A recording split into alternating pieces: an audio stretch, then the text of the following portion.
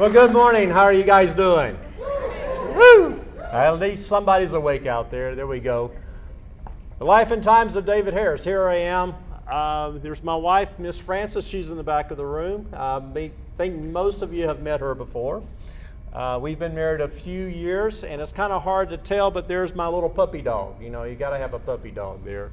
This is my younger son and his soon-to-be bride, Michael and Hannah, and his dog Draco. So up here in the far right-hand corner is my older son, Mark, his wife Ling, and my granddaughter, so Faith Elizabeth. So a little bit about me. These guitars up here are only for display. I'm sorry, Brian, they're not going to be in the door prize drawing later, okay? So those are some of my collection, my newest additions to my collection. Yes, I do have a collection of guitars. Yes, I've been playing about 40 or 50 years. No, I do not give lessons. But these are some that I have recently acquired. I do cook. People have known that I competed in a few cook-offs around the area, and I do have some trophies and gold at the house to prove it, but that's another story. Always have the Roll Tide at the University of Alabama. I'm from LA originally, Lower Alabama, okay? Lower Alabama, Roll Tide, baby. I do some woodworking, turn some pins and bowls and things like that. And I do play tennis. I know it's kind of hard to believe with my physique these days, but I do play some tennis. And I always like to throw something in as a little bit of surprise. And in the bottom right-hand corner there, that is not a ring. And yes, that was my badge. Back in the 1970s, and I know I don't look that old, but back in the 1970s and early 80s, I worked my way through college, and one of the jobs that I had was I was a licensed private investigator. So I did carry at one time. So that's a little bit about myself. Let's see if I can get this thing to work out. All right. On your table, I was supposed to talk about my business. One of your handouts there talks about investments and services. These are the things that I work with my clients and friends to help them with. And most people think of Edward Jones in the bottom right-hand corner where it says investments. But we do much more than just investments. So we look at retirement and college savings. We work with business owners. We have some insurance, annuities, and cash and credit on the back. So instead of me reading that to you, I just decided I would give you a copy of that. So if you have any questions, you can ask us about that. My contact information is on the bottom of that page. The next page, covered that up. The next page is a handout from one of our product partners, MFS, Massachusetts Financial Services. And it has a questionnaire about what keeps you up at night. So if you're working with a financial advisor or you're not, these are some of the things that we can work and help you with. Your retirement, your educational planning, your life events, elder care, estate planning, and of course your financial basis or basics. So these are some of the things that we work with our clients with. And if you have any questions about that, please let me know. Again, my contact information is at the top of that page. Mark said I needed to provide you some knowledge information during the presentation. So what I'd like to do is talk about the rules of the road. And this is rules of the road for finance. And it also covers a few things that you might have to do in your life in general. So the first thing you need to do in the rules of the road is develop a strategy. What's important to you? What's the most important thing that you want to work with or what you want to achieve in life?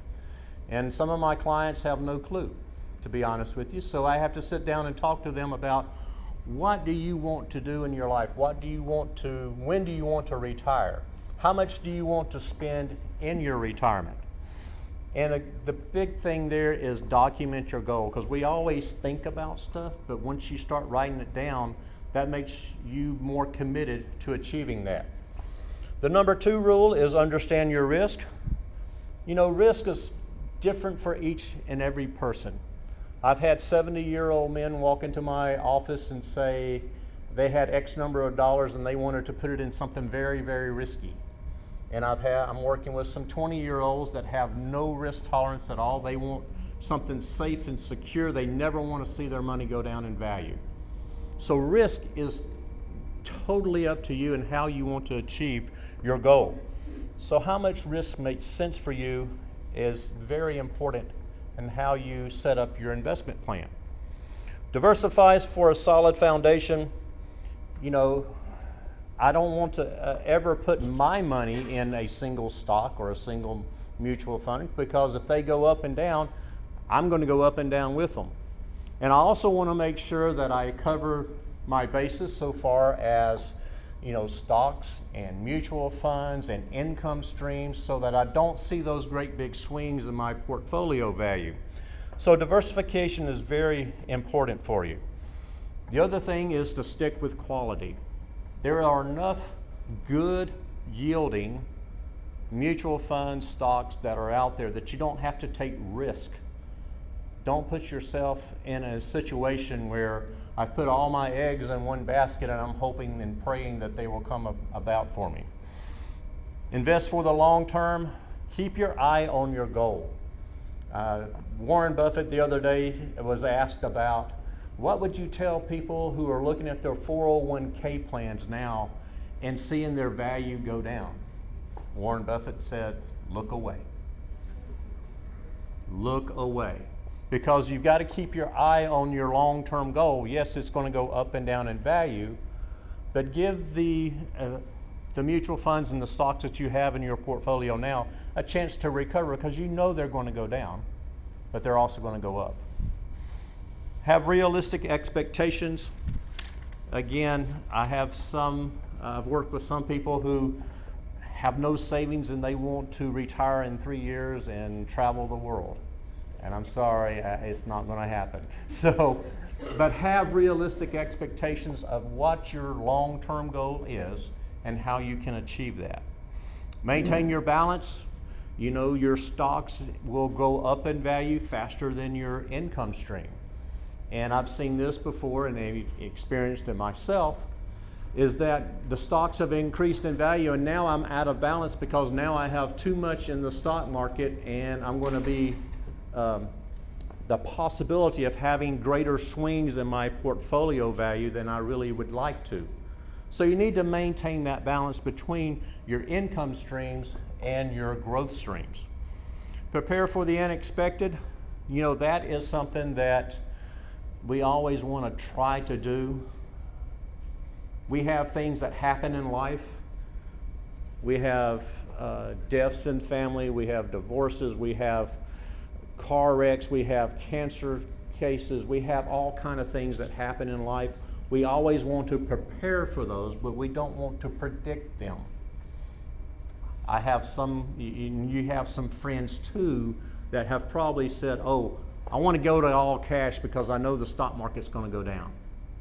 They're trying to predict the stock market instead of preparing for that stock market to go down. So always want to prepare for the unexpected. You know, you've got to focus on what you can control. You can't control the interest rate. You can't control what's going to happen in the stock market, but you can keep your eye on your long-term goal, and you don't let emotions dictate your decisions. Oh no, I'm losing value in my portfolio. I've got to do something. I've got to get out of the stock market. I got to do this. Let those stocks work for you. Let those mutual fund managers work for you. That's what you're paying them for. That's what you're paying me for, hopefully.